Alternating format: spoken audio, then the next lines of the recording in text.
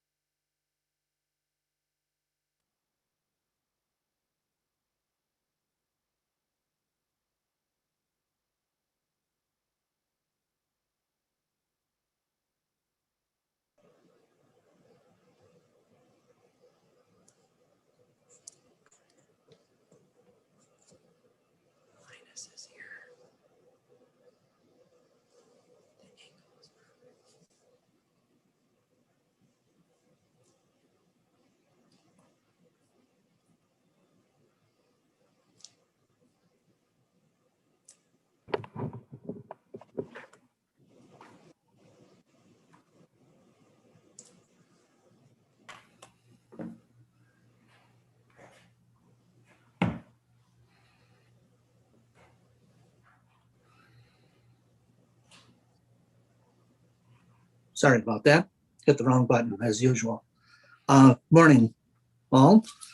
Let me call the case. It's Let Them Play Inc. versus Elizabeth Hertel, Court of Claims number 21-000060-MZ. Today is the date and time set for the plaintiff's motion for preliminary injunction. You want to state your appearances, please? Hi, Your Honor. This is Peter Rebuttal on behalf of the plaintiff. Okay. Kelly Mulder on behalf of the plaintiff. And good morning, Judge Darren Fowler on behalf of defendant. And Linus Banghart-Lynn on behalf of the defendant. Thank you. All right, let's begin. Mr. Riddell. Thank you, Your Honor. Thank you for having us this morning. We're here on behalf of a coalition of parents organized as Let Them Play Michigan Inc., as well as some individual plaintiffs. We believe the issue here is really quite simple.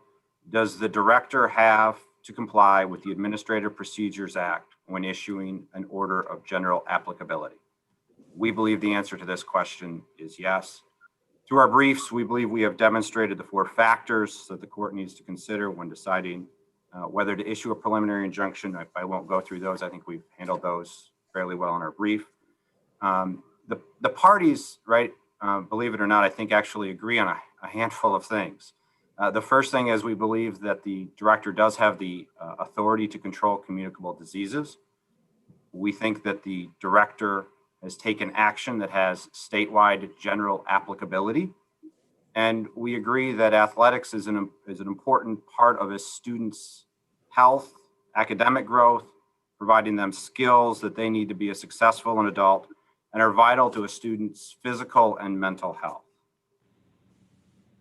As the courts have ruled, action by an administrative agency is what governs, not the particular label that an administrative agency may use. A rule is to be construed broadly, while exceptions to the rule are to be construed very narrowly. The one additional item I would note is that failure to comply with the order or the associated guidance does have criminal penalties up to 6 months, as well as civil fines of $200 or both. If it's okay with Your Honor, I'd like to talk about the order first and then briefly the guidance. Yes, go ahead. Did you just say that the penalty provision is also for the guidance? Well, as the guidance, as the Attorney General has argued in briefs, as the guidance is incorporated as part of the order, yes, I think those mandatory provisions would suffer criminal and civil penalties. And some of the guidance is not incorporated into the order. Correct. Okay. So that portion, as the Attorney General argues, would not be subject to such penalties. All right. Go ahead. I interrupted you. I apologize. Thank you, Your Honor. Again, we simply argue that the promulgation of of these orders must comply with state law, specifically the State Administrative Procedures Act. The orders that the director has issued since April 2nd are rules as defined in the Administrative Procedures Act. Now, the Attorney General has argued that the rule falls within an exception, commonly known as the permissive powers exception within the State Administrative Procedures Act. But as Your Honor, knows that there are multiple cases on this particular exception, including most recently the Ganetsky case, which was applying the AFSCME decision, where this court ruled that the decision to act may be permissive, but the implementation of that decision, of that discretionary decision, must be promulgated as a rule subject to the APA. Right? In applying both Ganetsky and AFSCME, since April 2nd, 2002, the director has issued a rule in violation of the APA. The APA, of course, does allow for emergency action and for the promulgation of emergency rules. And the state has issued such emergency rules roughly around October 5th. The state MIOSHA agency has issued emergency rules subject to the APA concerning the current epidemic. As this court knows, the APA allows for a maximum duration of emergency rules of up to 1 year. In the alternative, the Attorney General argues that the Public Health Code gives the director specific authority to act by rule or by order, and that the action by the director is under this precise directive and under this specific mechanism. In this case, the Attorney General argues that the director issued an order, which is not considered a rule, and again, is exempt from complying with the ADA.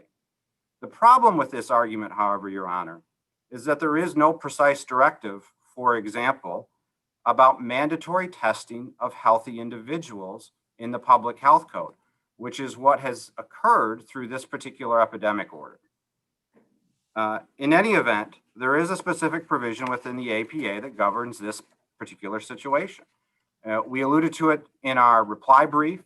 Section 32 of the APA, particularly subsection 6, provides that if a statute gives an agency the choice between issuing a rule or an order, and the agency chooses to issue an order, that order of general applicability, which this order is, cannot go into effect without public notice and a public hearing. And again, since April 2nd, 2020, when the previous director first issued an epidemic order under this power, there has been no public notice and there has been no public hearing whatsoever. So we would argue that in the alternative, if in fact this court rules that the epidemic orders issued are not considered rules, they are still subject to the APA's notice and hearing requirements, which have not been complied with in any fashion whatsoever by the defendant.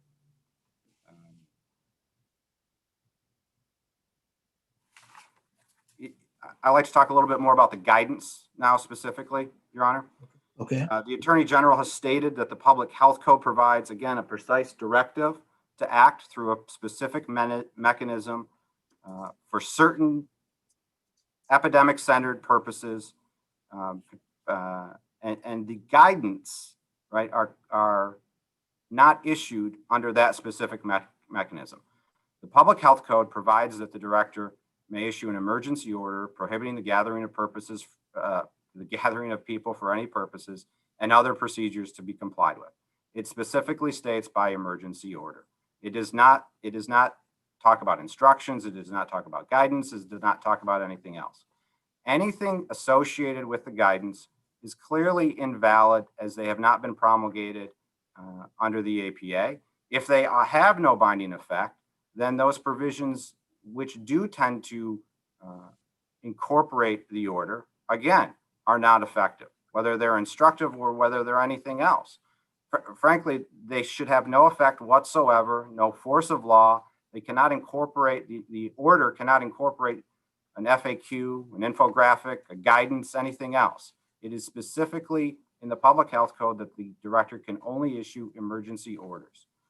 So we believe they are advisory in nature, whether they attempt to incorporate the order or not, and should be held to be invalid as having any legal effect or force of law. We really think that the defendant is trying to pick and choose in some fashion which state law governs at which particular point in time. We simply believe that the director can act through the Public Health Code and comply with the State Administrative Procedures Act very simply. Therefore, we ask Your Honor to issue a preliminary injunction prohibiting the department from enforcing the current order and guidance as being promulgated in violation of the state's Administrative Procedures Act. And I'm happy to answer any questions and would, of course, welcome an opportunity to rebut anything the state may say. Yes, let's hear from the AG's office, and then you'll have a chance for rebuttal. Thank you. Good Who's morning. going to- Mr. Fowler, is it? Yes, Judge, Yeah. thank you. Judge, notably missing from the list of things upon which the parties agree in Mr. Rodell's presentation was the importance of protecting the public health. The people in the state of Michigan, through their Constitution, Article 4, Section 51, declared that public health and welfare are matters of primary public importance.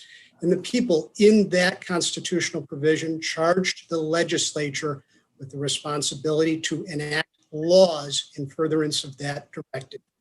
One of the laws that the legislature put into place is Section 2253 of the Public Health Code, and that is the provision that gives the director this unique power to act in response to the precise situation with which we are confronted today, an epidemic. And today we are confronted with the most serious, most deadly epidemic to hit our state and our country in more than a century. We've lost now well over 500,000 lives, and many people in Michigan and throughout the country and throughout the world are experiencing long-term conditions, and a condition that is known as long COVID through a variety of different manifestations. The plaintiffs in this lawsuit are young athletes, their parents, and an association that is dedicating itself to trying to get masking and testing out of athletics. This is a motion for preliminary. Reporter, and I'm losing words that he's kind of going in and out. Okay, I thought that was just me. You're breaking up a little bit. Okay, I'll proceed a little louder and a little stronger. I don't think the volume is the issue. It's just kind of breaking up, as these Zoom things are prone to do, Sure. unfortunately. Okay, am I coming But through? I will ask the court reporter to speak up again if she has more trouble, or to ask you to repeat something if she's not getting it. But go ahead, Mr. Fowler. Let's see. Thank you. Judge, the plaintiffs in this case are trying to get a preliminary injunction. And that test necessarily involves balancing their claimed injury versus the harm to the public. Is my transmission better? Yes. Excellent. Okay. The plaintiffs in this case, Judge, they want to get rid of testing and they want to get rid of masks from athletics under the idea that they fundamentally disagree with those concepts. That's their language in their lawsuit. They fundamentally disagree with it. On the other side of the ledger here, Judge, is the director's use of epidemic authority under this legislative grant of power to protect the public. The order that relates to these athletes does more than just affect these athletes, Judge. The order also puts in place the masking requirement in Michigan and the gatherings restrictions that we know in restaurants and in stadiums. There are other orders that the director has issued under this same authority that protect people in nursing homes and adult foster care facilities through testing programs. This same authority that these athletes are trying to challenge because they don't like testing and masks in athletics also protect migrant farm workers in Michigan, and protect prisoners and guards in correctional facilities in Michigan. Make no mistake about it, Judge, what the plaintiffs are asking for here today through their request for injunctive relief will have ramifications that ripple detrimentally far broader than just youth athletics in Michigan. It will tear down these protections for nursing home students, migrant farm workers, people in correctional facilities, and all of us in our daily lives.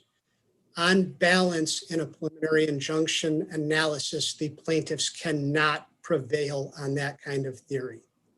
And just as importantly, Judge, the plaintiffs cannot prevail in this case on the merits. Last Friday, the defendant filed a motion for summary disposition, elaborating that the plaintiffs here have failed to state any claim upon which relief can be granted. We've argued that in both our preliminary injunction response and in that brief last week. And Judge, the reason is very simple. It is a plain language analysis, as Mr. Rodell acknowledged, that the Public Health Code gives the director the authority to act in an epidemic under the context of emergency orders. The plaintiffs are trying to argue that even though the legislature in section 2253 uses the term emergency order, that it really kind of means rules, and it doesn't. There are sections within the Public Health Code on either side of section 2253 that show that when the legislature means rules, it says rules. Section 2226D is an example of that. Section 2262 is another example. 2262 is the section that does anticipate the possibility of fines. And it elaborates that the department can do fines in situations where rules, statutes, or orders are violated. It uses both the words rules and orders, showing that it distinguishes between the two. In their reply brief, the plaintiffs tried to argue that, well, hey, look, Judge, section 2253 dates all the way back to 1919. The Administrative Procedures Act didn't come along until 1969. So you have to now overlay the APA onto section 2253. Plaintiff's analysis in that regard is simply chronologically wrong. The Public Health Code, including section 2253, was reenacted in 1978 after the Administrative Procedures Act was created. The legislature passed section 2253 in 1978, being fully conscious of the APA and its requirements, and choosing again to not use the word rules in section 2253 in granting this very important power to act in response to an epidemic.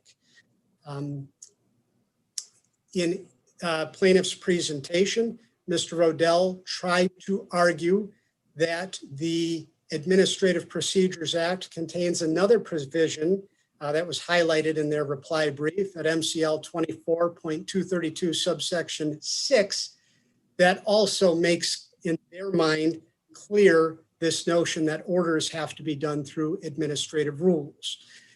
Judge, in their reply brief, you will note that plaintiffs failed to quote the beginning of the text of that section they rely upon. I believe that in reviewing the transcript of plaintiff's presentation this morning, we'll see that the paraphrasing of that was given also leaves out an important word in terms of rulemaking. That provision, 232 sub 6, begins that if a statute provides that an agency may proceed through rulemaking or by orders, end quote, then it has its rulemaking provision. The problem there for plaintiffs on a plain language analysis is that section 2253 does not provide that the agency may proceed expressly by rulemaking or by orders. It gives the agency the authority to act by order. It's not a choice. It's not a provision written in the way that section 232 6 anticipates as a prerequisite for its applicability. And when here again, the legislature means to say specific things, it uses the word it means. Plaintiffs cannot argue that section 232 sub 6, when the legislature says statute, well, they may mean statute or code, because, hey, look, Judge, elsewhere in the public health code, the director could issue rules as relate to epidemics of the spread of disease. It is true that other provisions in the public health code allow for rulemaking, but where the legislature says statute in 232 sub 6, it means statute. And we can see that because in subsection 4 of the same provision, it says code when it means code. This case, Judge, is very much about plain language. The legislature gave the director the authority to act through orders in the context of an epidemic for the very obvious reason that epidemics are both unique situations that can evolve, just as we have seen COVID-19 evolve, and they require quick and malleable responses to meet the changing understanding of science and conditions on the ground. They do not fit, epidemics do not fit or lend themselves to rulemaking and locking into courses of action and strategies that then will expire, notwithstanding the impact on the public health.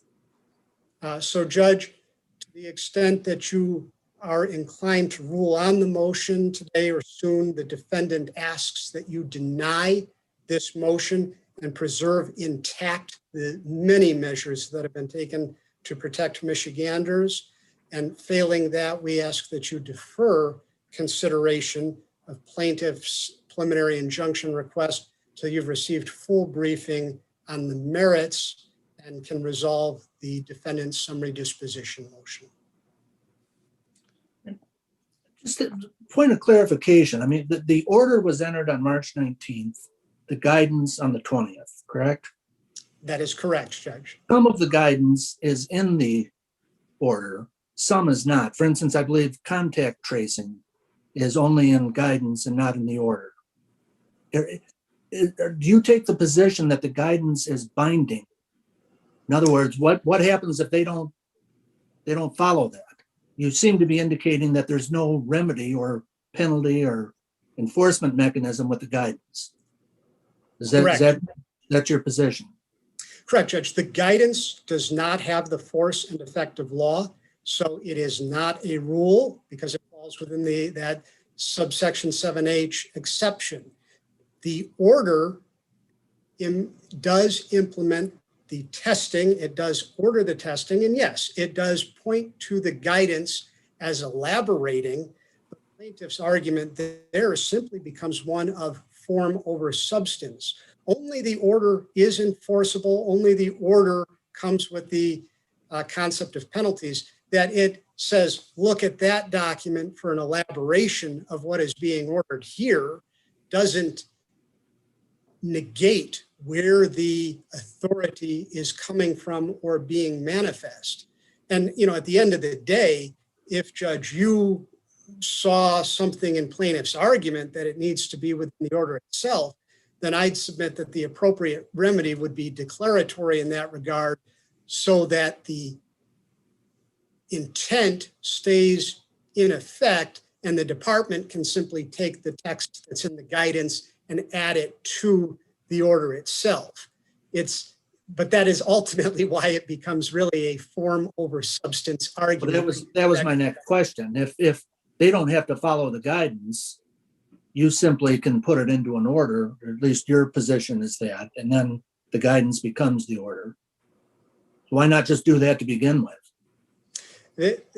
The department wanted a document in terms of the guidance, I believe, that gave useful information to sports organizers. The testing that is mandated is a part of that document because it fits in with so you've got one document a sports organizer can look at and say, okay, here's what I need to do. The person on the ground in the high school doesn't need to get the epidemic order itself and read this piece and then go over to the guidance and get this piece to understand both what is required and get useful information that may help the organizer running a program, even though it's not required. That person on the ground can look at the document that is the guidance, see what is mandated, and get that other information that can simply be useful in protecting the athletes and their families. One other, just out of curiosity question. This is for ages 13 through 19, correct? The mandatory testing is, yes, Judge. And it's based on the science. But so it doesn't apply to most collegiate athletics. Is that a fair understanding of it? With that age range, I think that probably ends up being the fair interpretation. I mean, is there some studies you have or science that shows that 20-year-olds wrestling are, not going to suffer the same consequences as a 15-year-old in a high school? In general, Judge, the concept that speaks to that is that, like, college athletic programs are equipped to provide testing and provide the types of measures that are needed to protect the athletes in a way that is generally superior to youth programs throughout the state. So I think there are other provisions that come into play in terms of internal controls that make those inherently safer environments than the youth athletics. The other part of the answer to that is the information that has come to light in recent, last couple months, showing the spread of disease within youth athletics. And I know that within our preliminary injunction brief, we've provided some information footnoting some of the articles and experiences that have happened with high school basketball and wrestling programs in Michigan and with wrestling in Florida in particular. Okay. All right. Thank you. Mr. Riddell, do you have some rebuttal? Yeah, I just have a couple of points, Your Honor. First and foremost, Mr. Fowler indicated that emergency rules were not an appropriate way to govern an epidemic, but that's exactly what the state is doing through MIOSHA. Is they're promulgating emergency rules that have been extended already, and they're going down the process of issuing permanent rules. So, following the APA is something that the state is doing in terms of response to this epidemic. The second point that I would make is I think that subsection 6, right? I mean, we both Mr. Fowler and I have kind of honed in on this section 32 of the APA. Mr. Fowler noted subsection 4 refers to the word code, right? And I would offer an alternative view of that, Your Honor, is that code in that subsection really kind of refers to National Trade Association codes, like the fire code, like the building code, like the plumber's code, the mechanical code, all sorts of codes that are adopted by reference by occupational entities or occupational licensing boards within the state. The term code there is pretty limited and pretty focused on that particular set of issues. The term statute, as it's used in subsection 6, is broad, and it includes the entire public health code, which is a statute. It doesn't, section 2253 is not its own statute. It lives within the entire revised public health code. So I would argue, Your Honor, that the narrow view that Mr. Fowler has taken on statute is not appropriate. The entire public health code is considered a statute. I think your questioning, Your Honor, is spot on the guidance. Why does it need to be referenced in the emergency order if it is simply advisory? I think that the State Department, as we alluded to in our reply brief, changed the guidance, which was mandatory on April 1st, before the testing regime began on April 2nd.